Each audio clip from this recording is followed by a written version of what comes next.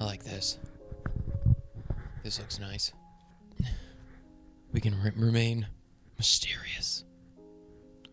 Down here, you can't see me. It's a mysterious episode. Maybe it'll stick, maybe it won't. Behold, another reading.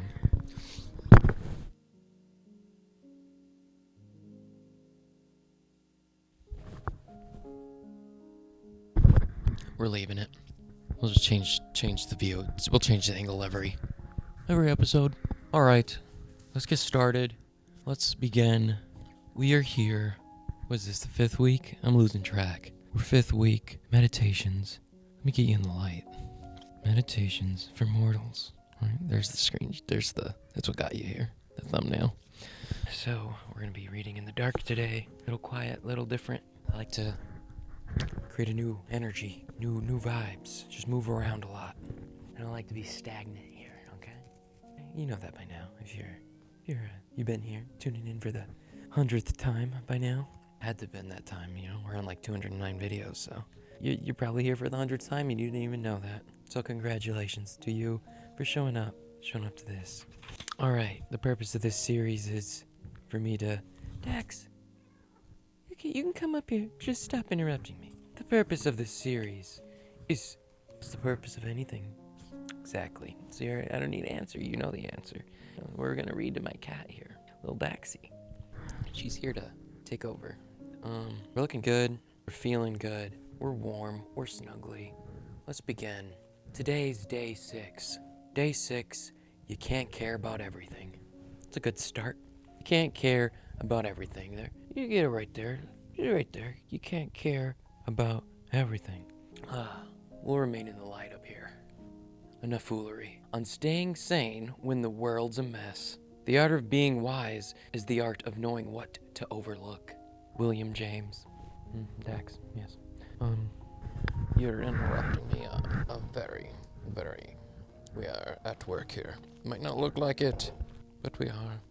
In his memoirs, the late French philosopher Raymond Aron recounts a story in which he's strolling through Paris with his wife Suzanne and their newborn daughter, one glorious morning in the 1930s. We're still learning to read, can you tell? Dax, sit the fuck down! She keeps pushing. All right, we'll ignore her. Act like she's not here. Hopefully it's not ruining the audio, I can't tell. All right. It's easy to picture this scene. The whole city soaking up the sun, making conversations in the shade of trees, or drinking coffee and smoking at pavement bistro tables. Whatever that is, a pavement bistro table? I don't know. Well, almost the whole city. In the Jardin de Luxembourg, Aaron spots his friend and fellow graduate of the École Normale Supérieure. Ah, man, I love words. Simon Well, seemingly convulsed with grief. The Aarons ask, what's wrong? There's a strike in Shanghai. There's a strike in Shanghai. Well responds, eyes brimming with tears, and troops fired on the workers. I can already tell where this is going. I was just talking about this the other day here on the tube. It might not have got recorded though, so I'm not sure. But I was just saying, you can't care about the wars going on around the world. Like, you can care, but you can't care. It's just too much. I already know we're going there. Let's continue reading. Let the author speak. Well, as the scholar Alien Sepoyt explained, I can't even say these words. We're just going to change into words. If you want to, because I can't pronounce these people's damn names. Well, as the scholar Alan Supriot explains, we're going to butcher it and bulldoze right over it and keep talking. Got cat hair in my eye. This is making it difficult. There's technical difficulties here. Got little Wolfie here just waiting to pounce on me. Was one of those people who never managed to abstract themselves from the torment of suffering in which humanity finds itself engulfed. It's not for me to say that Well was wrong to feel such distress about a horror unfolding thousands of miles away, to which she had no personal connection. Some level of concern for the suffering of distant others is plainly laudable. Most of us, including me, would be entirely unable to function were we to experience the emotional impact of every killing or act of injustice around the world as if it had befallen a loved one. And yet that isn't too far from what increasingly demanded of us today. Maybe this seems like a strange claim to make about an era that more often characterized as unprecedentedly self-centered and heartless. Thanks to digital technology, though, is also a time in which, assuming you're the kind of person who considers it your duty to care about anything beyond the walls of your home, you're liable to be asked to care, with maximum intensity, about everything. We were just talking about this. You only have so many fucks to give. I think this was, we were talking about that last week's episode. Last book reading. Partly, that's simply because we're more connected than ever, so that anyone scrolling on social media platform can be instantaneously invited to care about more human suffering than the greatest saints in history could have ever encountered over the course of their whole lives. That's true. That's true. We're exposed to it more than anyone in the past, more than ever. Current today. We're exposed to more shit at our fucking fingertips. Zoom in on those. Yes, these bad boys. We're exposed to more shit in the world than anyone before us because of that damn internet. Some would say it's good, some would say it's bad. It's up to you to figure it out and find the balance. Shut off what doesn't need to be seen. Assert yourself to the things that you want to see and not to be blindly be put in front of you and to be clicking on what the algorithm feeds you. Stop letting them control your life, okay? Yeah, we're getting a little off. We're going, it's there. All right, anyway. Also, specifically a consequence of the online attention economy, in which the truly valuable commodity, thing from which advertisers and social media firms and many news organizations stand to make their money. Isn't the news itself but your attention? That's all the news really is. That's all they want is your click. By now, we understand that the arrangement boosts the prominence of pointless celebrity feuds, polarizing conspiracy theories, and videos of people humiliating themselves in public. It hardly matters whether or not the story is important, so long as it's compelling. What's less obvious is how the same dynamic puts pressure on even the most honorable media organizations and activist groups to exchange the importance of every story or cause, because each of them is effectively locked every other in arms race of your attention. The result is that even when some event in the news is legitimately extremely serious, you can be sure it'll be presented as even worse than that, except in those corners of the internet where there are more clicks to be gained by just as misleadingly denying its existence altogether. Why can't you sit still? This cat has ADD. She's just like me. You can't sit still and do one thing. You gotta keep doing something all the time. Sit still, please. That's how people feel around me. Alright, except in those corners. It was in 2016 after the election of Donald Trump. Man, 2016, we're hearing about Trump. It's 2025 and we're still here talking about Trump. Trump it up. And the backstrip. It doesn't matter, people. Whoever's in there, it's the same shit, okay? Stop acting like those leaders. We're not gonna get political here. We're moving on. All right. I first began to notice a bizarre effect of all this in myself, and more actively in certain friends and acquaintances. She's just chilling. She's totally chill. Look at this. She's chill finally. Just stay there. All right. You're clawing into my gut. Hey, don't chew on cords. That's how you get out. Don't do that. Chill, yo. Chill.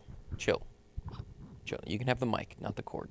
It wasn't simply that people were addicted to doom scrolling, although they certainly were. It was that they'd start living inside the news. The news had become the psychological center of gravity in their lives, more real somehow than the world of their home, friends, careers, to which they dropped in only sporadically before returning to the main event. Dude, I'm always talking to my family, my friends, that what's going on out there, what you're seeing on the internet, there's no point of focusing on that shit, because you can't do anything about it. You ain't gonna change anything. Focus on the little levers you can change. Because all that shit going on out in the world isn't going on in your world, more than likely. That's how I view it. I look out my backyard window and what the fuck's going on? Nothing. The birds are chirping, the grass is growing every day. It's been like that since birth. People keep chirping, we keep living. It's the same shit. Nothing's changing. We're just progressively going in the same direction we've always been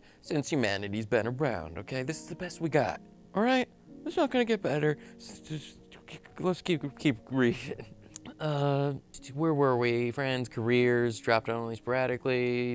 They seemed significantly more personally involved in whether Trump would fire his Secretary of State or who might be nominated for the Supreme Court, and any other local or personal dramas unfolding in their workspace or families or neighborhoods. They were more involved in the news than their own lives. Their motives were generally good, so it seems a little churlish? Churlish? What is churlish? I don't have my phone next to me, so we're gonna have to just look it up later when I'm editing this. It seems a little churlish to point out that this behavior in no way makes the world a better place. I'm just gonna guess it means childish or something, like, I don't know, naive, ignorant? We'll find out. We'll see with my guess. Intuition. Living inside the news feels like doing your duty and being a good citizen, but you can stay informed on a 10 minutes a day. Scrolling any more than that risks becoming disempowered and paralyzing, and certainly eats up your time when you could have been making a difference in your world. The Canadian writer David Kane envisions a different way of doing things. This is what he had to say. Imagine if all available public concern for a given issue could be collected in a huge rain barrel and redistributed among fewer people. Instead of having 50 million people care seriously about an issue for all 6 hours, you could distill that 300 million hours of public concern into, say, 3,000 people, who would make it a primary moral concern for a decade. We can't reallocate public concern like rain barrel water.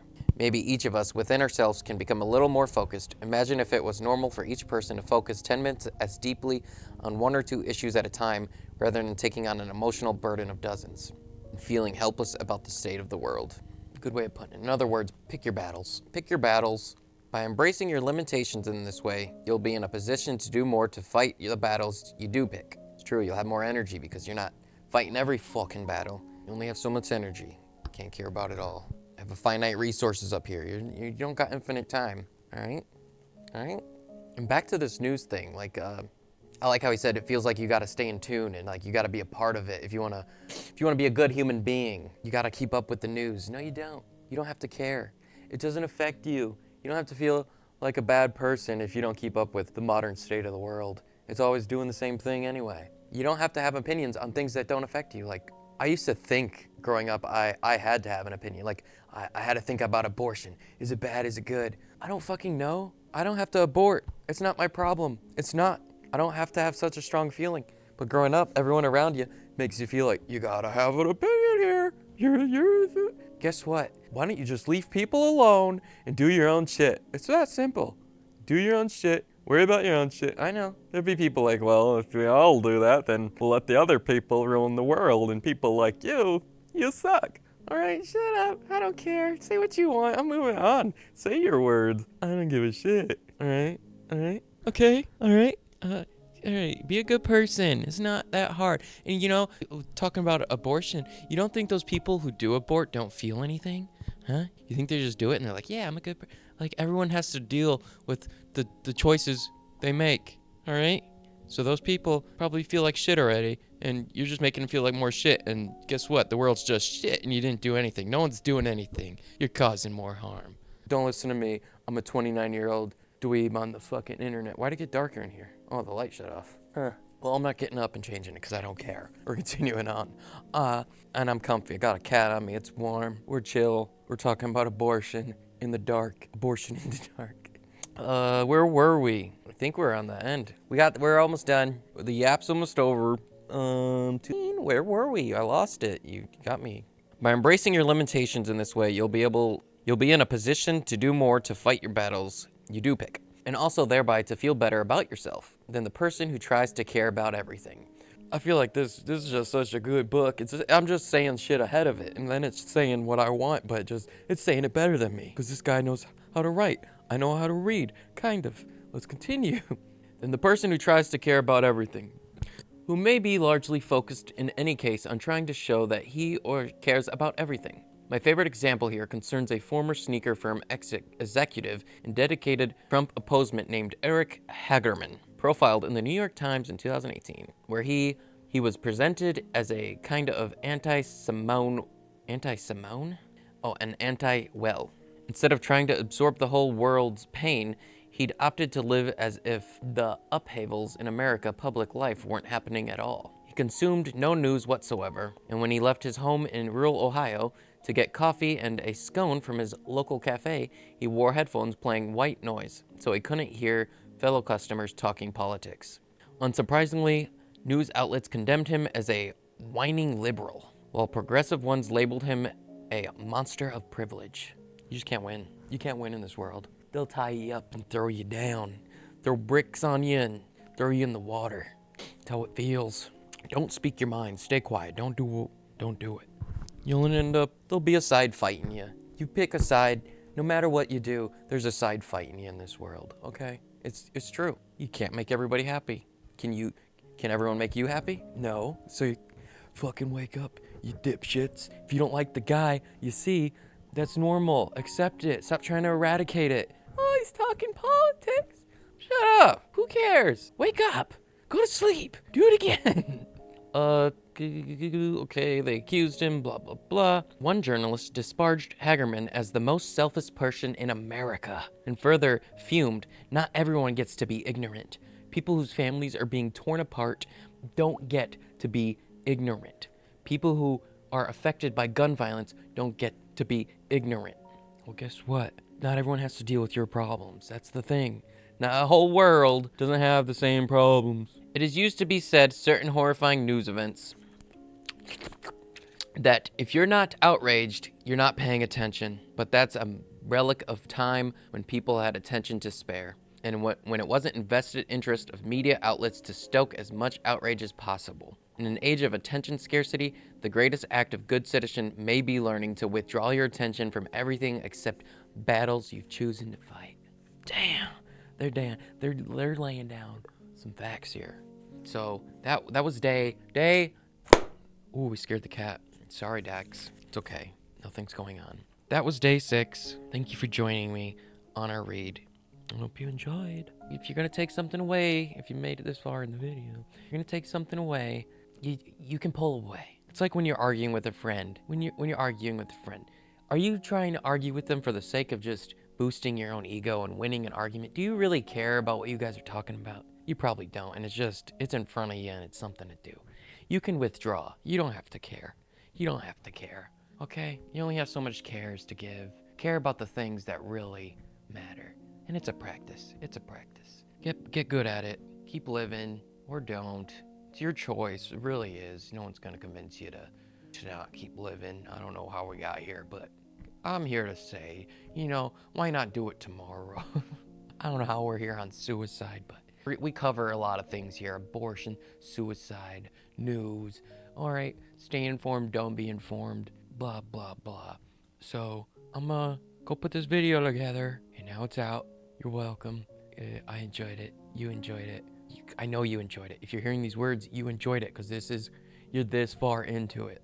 Unless you skip to the end, then that's just weird. Why would you do that? I can't wait to read more books. I already got my next book, but we're so far away because we're only going to do one book reading a week. I never look at you. It doesn't matter. It doesn't matter. I'm here to prove that you don't need to follow rules. You can do whatever you want. Are you enjoying it? Did you enjoy it? Then that's all that mattered. Snap. All right. What do I got to say? I won't see you. You'll see me in the next one. Send you out with a prayer. Dear whatever being that is controlling this existence, almighty being, whatever you are, whatever, maybe we shouldn't be praying. Maybe the being doesn't want us to pray. Maybe we all got it wrong, and praying to it is bad. Oh no, we're fucked. All right, I'm out. Before I say something stupid. Too late. It's too late. Oh, it's still on. I didn't. The thing is still on. I thought